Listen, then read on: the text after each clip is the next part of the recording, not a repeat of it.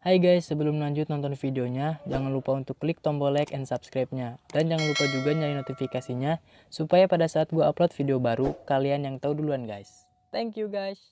Interupsi pimpinan, ini karena di fraksi Partai Kebangkitan Bangsa. Ya, silakan. Berkaitan dengan Gubernur Jawa Tengah. Yang pertama bahwa beliau sering kali tidak mengikuti rapat paripurna dan mendelegasikan wewenangnya kepada baik wakil gubernur ataupun kepada sekretaris daerah. Kemudian yang kedua, yang lebih penting lagi, bahwa sampai hari ini RKPD yang kami dengar belum ditandatangani. Sudah 1 bulan lebih.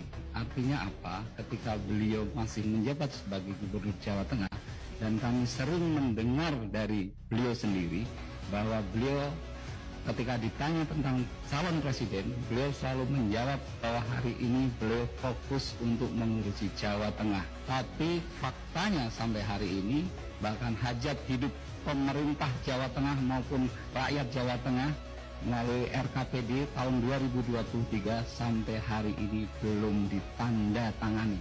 Sehingga kami mohon kepada pimpinan Dewan untuk memberikan teguran kepada beliau, Bapak Gubernur Jawa Tengah. Terima kasih. Assalamualaikum warahmatullahi wabarakatuh. Buka mata, buka telinga, buka hati dan nalar kita. Piye kabare, dah? Sehat kabeh ya. Saya coba mengulas lagi karena masih banyak yang perlu diulas dari sosok yang kemarin ini, yaitu Gubernur Jawa Tengah yang sekaligus capres dari PDIP, Pak Ganjar Pranowo. Kali ini, kalau kemarin saya banyak mengulas tentang kegagalan beliau memimpin Jawa Tengah yang terkait dengan sumber daya manusia, ya, dari angka kemiskinan, dari rendahnya penanganan tenaga kerjaan, dari tingginya rasio perceraian, ya macam-macam jadinya. Jadi dari awal, dari urusan kemiskinan itu turunannya ke perceraian, ya sebabnya salah satunya juga mungkin pengangguran. Jadi ya kompleks sudah Jawa Tengah ini. Masih ditambah terkait dengan banjir yang tidak jelas target kapan selesainya, kapan mau diberesin, mau dibenahi, dan kapan ini selesai. Ya ini nggak jelas, makanya banyak warga masyarakat yang akhirnya ya menyerah dengan pindah, membiarkan rumahnya menjadi rumah empon-pon, ya, ikan kecil.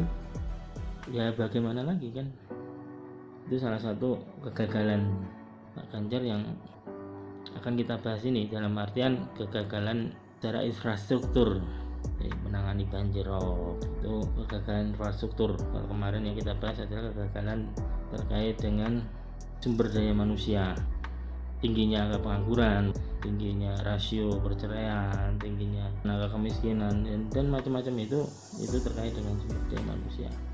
Namun yang akan kita bahas adalah terkait dengan kegagalan infrastruktur. Yang pertama tadi sudah sempat kita bahas tentang urusan banjir rob dan sebagainya. Nah yang kedua ini terkait dengan ada beberapa industri-industri yang akhirnya mengorbankan sisi environment ethics. Di antaranya ya Gunung Kendeng, ya dijadikan pabrik semen, ya itu Gunung Kendeng, kukusan Gunung Kendeng itu terbentang dari Tuban sampai mungkin hampir Kudus mungkin. Ya ini udah padi udah mendekat ke Kudus, Purwodadi, Grobogan. Sepanjang itu coba nanti akan tereksploitasi. Ini mulai dari Rembang, ya, mungkin akan merambah ke timur atau ke barat, kita tahu. Tapi intinya eksploitasi ini sekarang sudah jalan dan sudah beroperasi pabriknya. Saya ingat sekali saya harus menundukkan kepala sejenak mendoakan salah satu adik saya, maksudnya ya beliau aktivis mahasiswa yang dulu getol sekali mendampingi masyarakat Kendeng. Adik saya itu namanya Atma. Suatu kali ya karena getolnya dia mendampingi masyarakat Kendeng sampai dalam tanda petik akhirnya dia harus dimusnahkan, walaupun melalui yang namanya kecelakaan, maksudnya kecelakaan tabrak lari.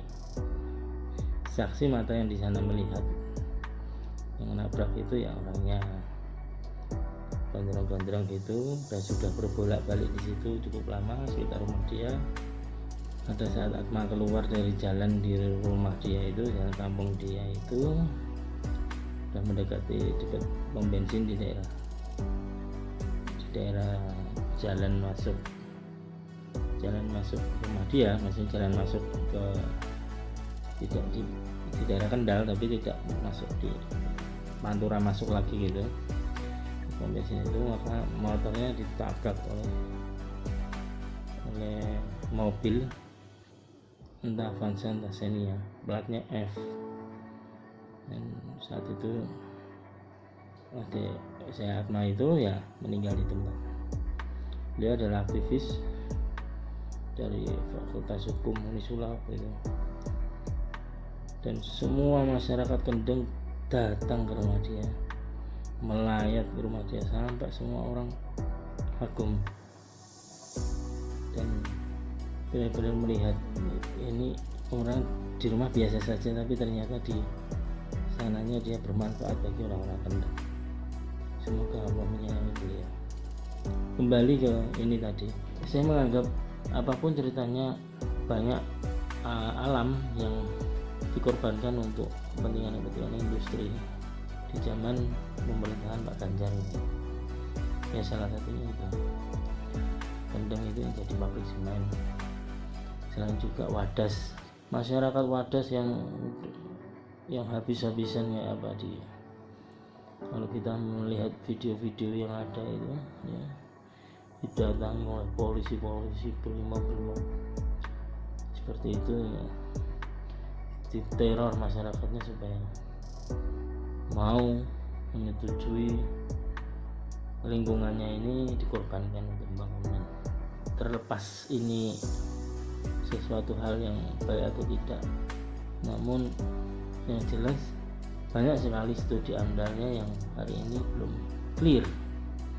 Jadi seperti pendahulunya lah, nyatanya studi-studi AMDAL, studi-studi terkait visibility study, studi kelayakan yang dilakukan untuk melaksanakan proyek-proyek tertentu itu ternyata kebanyakan belum cukup memenuhi standarisasi untuk dijadikan sebuah produk pembangunan. Misalkan seperti kereta cepat misalkan, berapa kali kita menombok APBD, kita harus nombok untuk, katanya dulu perjanjiannya bisnis to bisnis, ternyata kan tidak terjadi seperti itu. Akhirnya government juga menggelontorkan dana. Yang lain ya banyak lah, nanti kita bahas di sisi lain, maksudnya sisi lain yang kita bahas tentang seniornya Pak Ganjar ini. Ini kita bahas Pak Ganjar dulu. Nah yang lagi viral, yang lagi rame ini adalah terkait dengan galian C. Problem yang belum selesai di kita adalah galian C. Boyolali serem, Klaten serem, Klaten paling ngeri. Itu nek digawe ke dalan tak tutup Pak. Jadi jalur evakuasi nggak boleh dipakai lewat truk itu.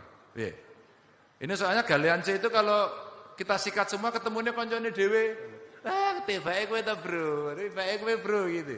Makanya saya bilang, udah deh kita pengakuan dosa aja bareng-bareng. Siapa yang bisnis itu, siapa yang enggak. Yang bisnis ngurus izin. Galian C ini di mana-mana kan bermasalah ya. Ya.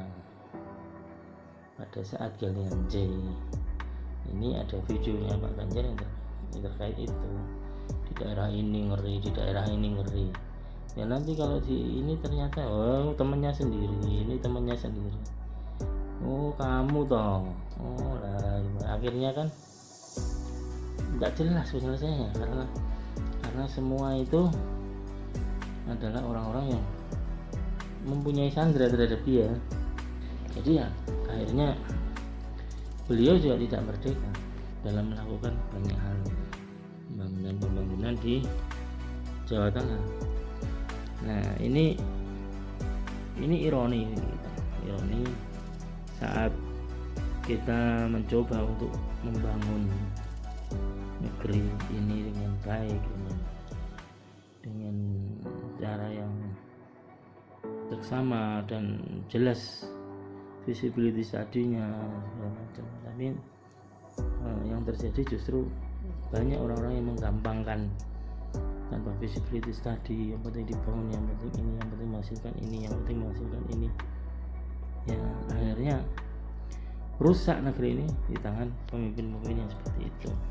Nah pemimpin-pemimpin yang seperti itu tuh juga sama dengan pemimpin yang seperti ini sekarang. Jangan sampai kita justru meneruskan hal yang sudah rusak sebetulnya. Dan kita perlu sekali keberanian dan ketekatan untuk berubah, untuk berusaha menjadi lebih baik.